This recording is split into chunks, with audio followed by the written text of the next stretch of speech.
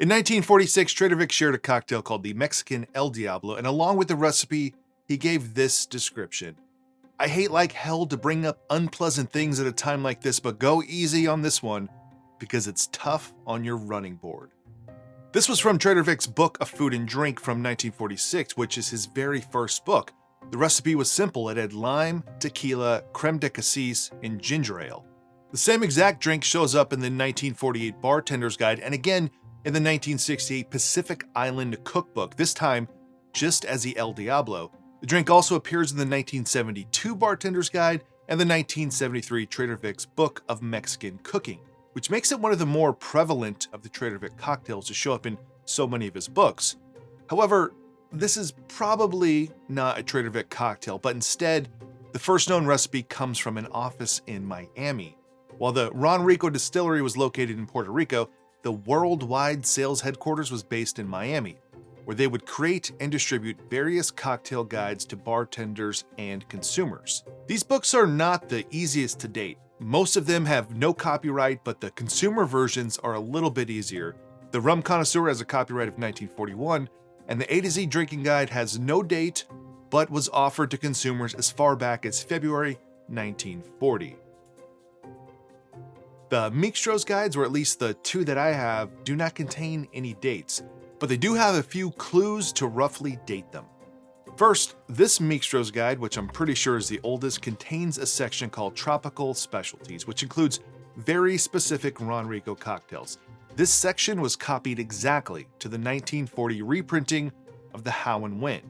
In addition, this guide refers to Ronrico 151 as Ronrico Special, which is what it's called and marketed as in the 1930s, but by 1940, Ronrico was no longer labeling their 151 as Ronrico Special, but as Ronrico Purple label, matching the rest of the lineup that had their own specific color. There's not a ton of information online, but I did find more information backing this up on the Spirits and Cocktails Community Forum.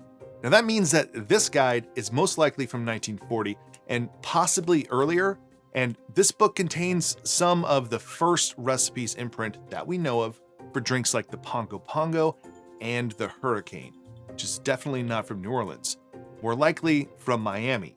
But the book also contains a drink called the Diablo, which is exactly the same as the Trader Vic's Mexican El Diablo from 6 years later, except they use rum and not tequila. And these Ronrico guides were prevalent. The consumer pamphlets were given out to anyone who requested one, and the Mixtros guides were made for the trade, with possibly tens of thousands printed if you believe the edition numbers printed in books. While Ronrico may have created some of these drinks, especially the ones bearing their name, they do stipulate that our fictional character and friend, Chico, has traveled the world over to gather the tropical rum recipes contained herein. Now that would mean that the true creator of many of these drinks will never be known. They were probably collected by Ronrico salesmen who were traveling around the world. While not likely, it's possible that Ronrico got the recipe for the Diablo from Trader Vic, and they just changed it to rum. Ronrico even has a zombie recipe from 1940, and we have no idea where or who that recipe came from either. The Tropical Standard book has their own El Diablo, which they also serve at the Sunken Harbor Club. Now, we're not going to be making that modern version of it today, but sometime, somewhere in the future, we will make that version. Instead, today, I'm going to make both versions from the 1940s, the Ronrico with rum and the Trader Vic's with tequila. And to make these cocktails, you'll need lime juice, creme de cassis, tequila, rum, and ginger ale. Creme de cassis is a blackcurrant liqueur. It's not the same as creme de mire or chambord, but if you want to sub in for those, I won't tell anyone. Do whatever you want. Now I'm going to build both of these exactly as they were supposed to be made, starting with Trader Vic's. Take half a lime and squeeze it into your glass. Drop in the lime shell and now add cracked ice.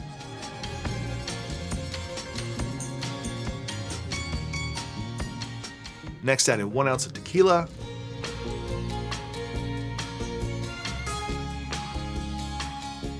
and half an ounce of creme de cassis.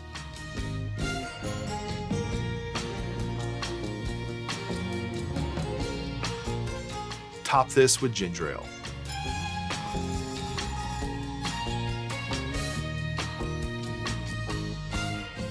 then I'm just gonna garnish this with a lime wedge. There it is, the Mexican El Diablo from Trader Vic. For the Ronrico rum version, to a Waring blender, I'm gonna add half an ounce of lime juice, half an ounce of creme de cassis, 1.5 ounces of a light rum, and 3 ounces of cracked ice.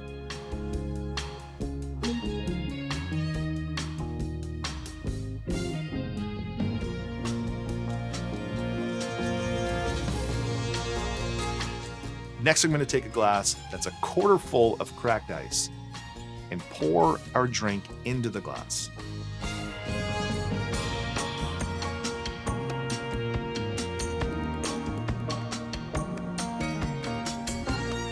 Depending on your glass, you can add more regular ice cubes if needed, and finally top this with ginger ale. Garnish with a slice of lime, a cherry, and colored straws. So there you go, the Diablo from Ronrico. I know some of you are already asking, should I invest in a vintage Waring blender? And the answer is, of course, no. These suck more than I thought that they would. Don't waste the money on it. The first few drinks I made of this, I was fishing out pieces of metal, and they're not expensive. You can find them for $50 to $100 on eBay, but just to get a new blade for it, it's like over $100. So they look cool. Save up your money, get a Vitamix, but it kind of shows you why they were using crushed ice in here. You can't put full ice cubes in here. It just won't do it. So don't get one of these. All right, let's try Trader Vic's first. You do get tequila, but it's very subtle. I mean, it's mainly the ginger ale and the creme de cassis. I even chose Pasote tequila, which has, to me, like a little more of that cooked agave flavor, which I usually steer away from. I like something a little bit cleaner, but I thought, in this cocktail, it needs something that's a little bolder. Let's try Ronrico's. Now, the strangest thing so far is that they're very similar. The Ronrico is not quite as bold as a Trader Vic's, and obviously that's because we're using that light rum here. But there's also this bitterness in this one that comes through a little more. I'm trying to figure out why that shouldn't be the case. And you would think that the Trader Vic's one, which has a lime shell that's just been sitting in there now for several minutes, getting more of the bitterness from the pith and the oils from the peel. But I think it's probably the case that we got more lime juice from using half an ounce than using half of a lime. And if you're also wondering, should I get one of these vintage citrus presses that they would have used back in Trader Vic's day? The answer is absolutely not. These things suck about as bad as the blender does. The amount of lime juice you end up leaving in here, and not to mention that modern day Persian limes don't really fit in here. Now the limes they were using back in 40s and 50s, probably a little bit smaller, possibly even using key limes or Acapulco limes as they were kind of advertised at that time. Now that also means in a cocktail, if you're using half of a lime or just one full lime, you're not measuring and you're using a key lime, you're getting more acidity per ounce, per volume, than if you're using a modern day Persian lime. Key limes are more acidic. They're in like the 7% acidity range. Now the Ronrico one, it's not bitter. It's just like a little bit more bitterness. But really in this cocktail, the spirit is way in the background. Creme de cassis, ginger ale, those are kind of the two predominant flavors. So it's going to depend on the ginger ale or ginger beer you're using. But either way, I think it makes a pretty delicious cocktail considering we're taking something from back as far back as at least 1940 and making it today.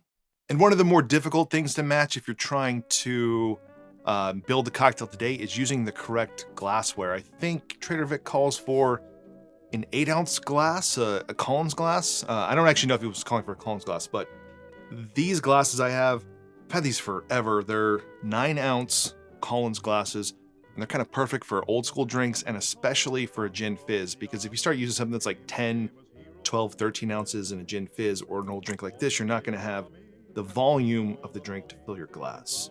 So that is it for this one, the Diablo and the Mexican El Diablo from Ronrico and Trader Vic. We will never know who first made these drinks, but both of them are good if you want to try them out for the summertime or Cinco de Mayo. Both solid drinks.